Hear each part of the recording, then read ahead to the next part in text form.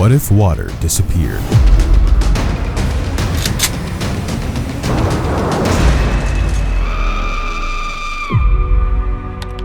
The year is 2049. The planet has been living in a constant state of anxiety for several years. At first, it all began subtly. The water level in some rivers dropped, lakes receded by several meters. Scientists explained it as climate change. But within months, it became clear something far more serious was happening. The first wave, the disappearance of surface water. Rivers turn into narrow streams. Small lakes vanish. Groundwater becomes unreachable for wells. Cities impose strict limits, 2 liters per person per day. Villages that once relied on rivers and ponds are abandoned. People load their remaining belongings into old pickup trucks and head toward larger urban centers where water pipelines still operate.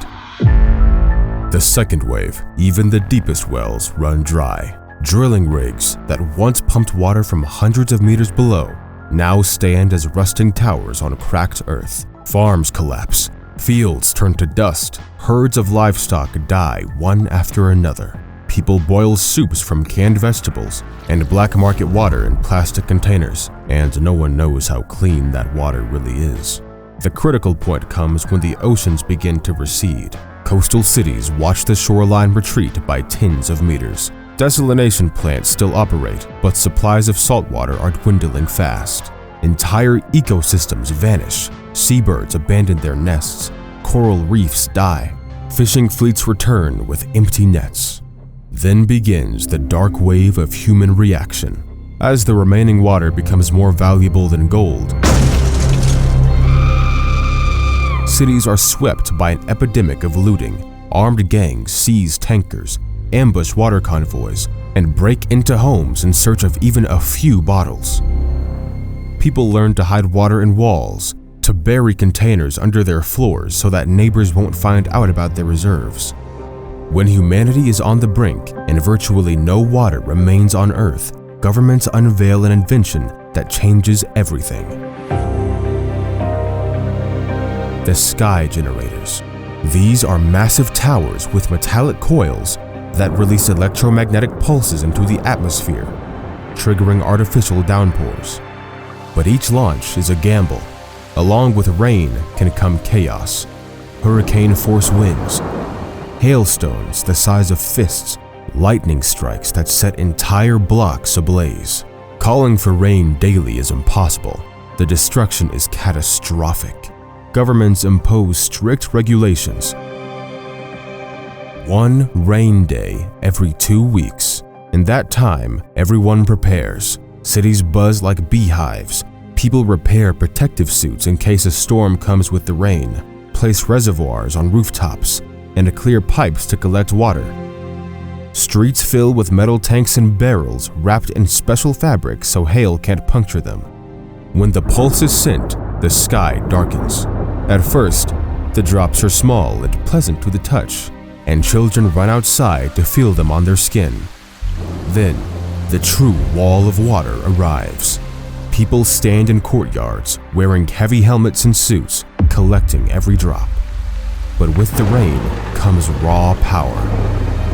Gusts topple lampposts, rip off roofs, hail shatters windows. After the downpour, the city looks like a battlefield. Dented cars, destroyed fences, uprooted trees. A new reality changes culture. Children grow up knowing that water is the greatest treasure, and that without a protective suit, no one can step outside on a rain day. New professions appear. Collectors, those who gather water for the community. Repair masters for suits and tanks, and of course scientists searching for a way out of the crisis. Some people, despite the risks, try to revive gardens. They plant trees and vegetables, hoping the artificial rain will help them grow. But sometimes, the storm gets out of control, and an 8-year-old tree that once gave shade and fruit can be destroyed in minutes, snapped by the wind or shattered by hail. Still, life goes on. Cities turn into fortresses, with thick walls, narrow streets, and metal roofs strong enough to withstand hail. People have learned to share water, yet there are still those willing to kill for a single canister. In some regions, authorities organize punitive squads to fight looters, but even they can't cover every area. The ritual of Rain Day becomes both a celebration and a source of fear. On the eve, streets empty, shops close, and families gather in their courtyards to prepare their reservoirs. After the storm passes, a quiet celebration begins, checking supplies, sharing water with those who have too little, and praying that the next rain will bring no destruction.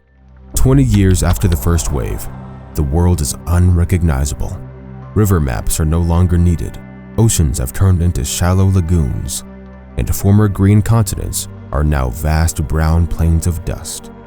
Water is the main currency, and reservoirs are guarded more closely than banks. The children who grew up in this reality have become a generation of scientists and innovators. They do not remember a world where water was freely available, but that is exactly what has them obsessed with finding a solution. One of them, according to rumors, has invented a method to call rain without hurricanes, hail, or destructive lightning. If true, humanity could summon rain more often, store more water, and maybe even begin to restore the lost ecosystems. But for now, it's only a quiet whisper in markets and dim workshops. No one knows if it will ever become real. Humanity has survived, but it has become hostage to its own invention. The sky generators are the only things keeping us alive, and also the constant source of danger. And now everyone understands, one day the pulse might fail, and then no rain will ever come again.